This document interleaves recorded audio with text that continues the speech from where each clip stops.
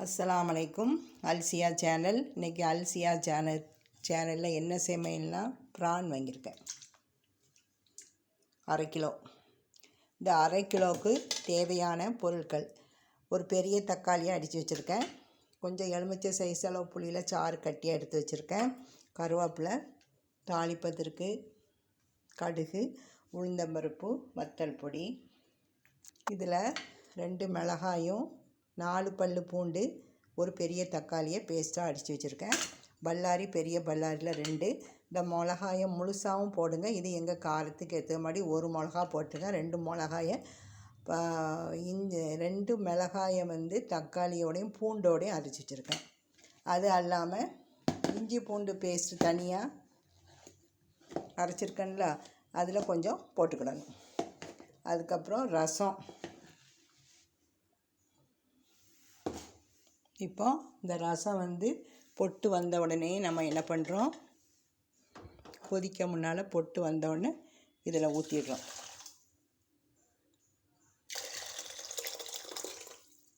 சுட சுட ரசம். இந்த ரசத்துக்கும் ப்ரானுக்கும் சூப்பராக இருக்கும். இதை உடனே இப்படி மூடிடணும். மல்லி இலை இனி தான் கடையில் போய் வாங்குவோம். வாங்கிட்டு அதில் பொடியாக கழுவி கொஞ்சோண்டு நறுக்கி போட்டுருவேன். இப்போ தாளிப்பதற்குள்ள பொருட்களை காட்டிட்டேன். இப்போ கடாயை அடுப்பில் வச்சு அடுப்பை பற்ற வச்சுக்கிடும்.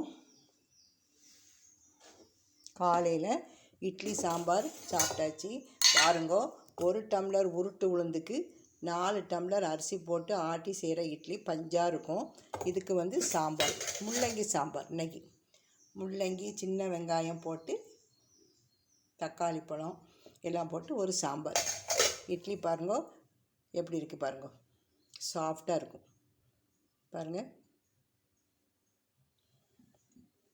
காலை நாஸ்தா முடிஞ்சிருச்சு. இப்போ மத்தியானத்துக்குள்ளதை நம்ம பார்க்க போகிறோம். மத்தியானத்துக்குள்ளது இப்போ இந்த இதை நான் ஏற்கனவே இது எப்படி க்ளீன் பண்ணணும்னு உங்கள்கிட்ட காமிச்சிருக்கேன். இதில் குடல் இருக்கும் மேல் தலைப்பகுதியில், அதை எடுத்துடணும்.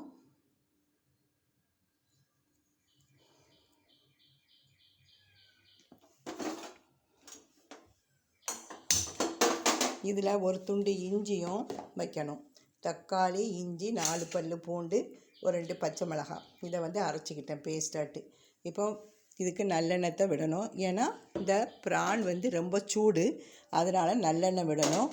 புளி கால் வலிக்காரங்க நீங்கள் சேர்க்க விருப்பம் இல்லைன்னா இது இறக்கும் போது 1/2 மூடி எலுமிச்சை பழத்தை புழிஞ்சி ஊற்றணும். எண்ணெய் 1/2 டம்ளர் விட்டுருக்கேன். நல்லெண்ணெய், எண்ணெய் நிறைய விட்டால் தான் நல்லாயிருக்கும். எண்ணெய் சூடாகட்டும்.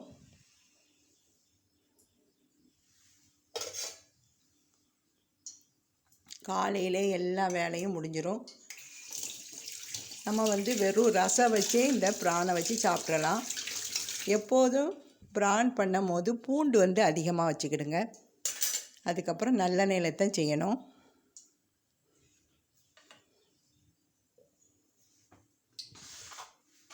காரம் உங்கள் விருப்பத்துக்கு ஏற்ற மாதிரி நீங்கள் போட்டுக்கிடணும். நான் சொல்கிற அளவை விட காரம் நீங்கள் அதிகமாக போட்டுக்கிடணும்.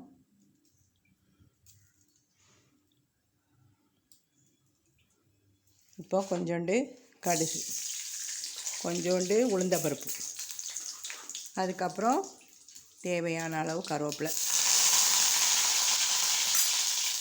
அதுக்கப்புறம் நறுக்கிய வெங்காயத்தையும் அந்த ஒரு மிளகாய். ஏன்னா ஏற்கனவே 2 மிளகாயை பூண்டோட தக்காளியோட வச்சு அரைச்சிட்டேன். அதனால் இதில் மிளகாய் ஒன்று நான் போட்டிருக்கேன்.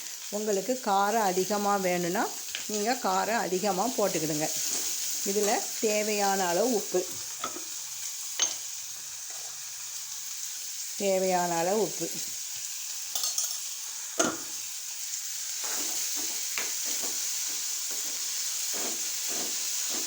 வெங்காயத்தை கரியாமல் நன்றாக வதக்குங்க. இது வதங்கிட்டு இருக்கும் போதே நம்ம பேஸ்ட்டாக அடித்து வச்ச தக்காளி, பூண்டு, பச்சை மிளகாயை போட்டுருங்க. இது கொஞ்சம் வதங்கினதுக்கப்புறம் வத்தல் பொடி போடணும். நாட்டு உள்ளி, அதாவது சின்ன வெங்காயம் நிறைய போட்டால் நல்லது. நான் இன்றைக்கி வந்து பல்லாரி நறுக்கிட்டேன். நீங்கள் வேணுமா சின்ன வெங்காயம் போட்டுக்கலாம். தேவையான அளவு காரத்துக்கு வத்தல் பொடி போடுங்க. நான் 1 ஸ்பூன் வத்தல் பொடி போட்டிருக்கேன். எங்களுக்கு காரம் அதிகமாக செல்லாது.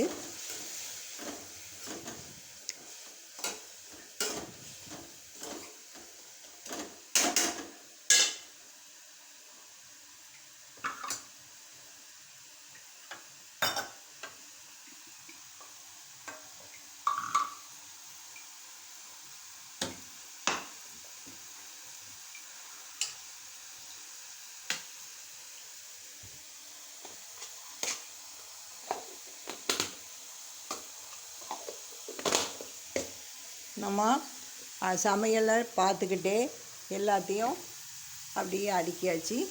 இப்போது கவுண்டர் டாப்பை ஒரு பேப்பரை வச்சு க்ளீன் பண்ண வேண்டியது தான். காலையில் இட்லி வேக வைத்த பாத்திரமும் ஒரு குக்கரும் இருக்குது. இப்போ இது எல்லாத்தையுமே க்ளீன் பண்ணியாச்சு பாருங்கள்.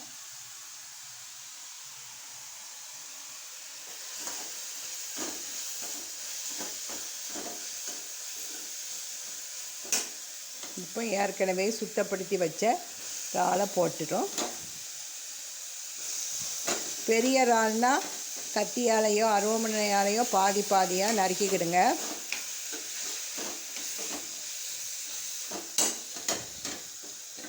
இது கிலோ வந்து 580 ரூபா.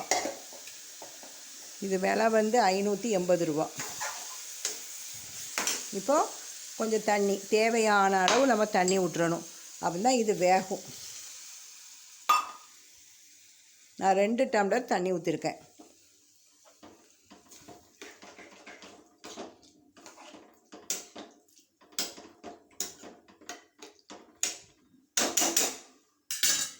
இப்போ கழுவுறதுலாம் சிங்கக்குள்ளே போட்டுரும்.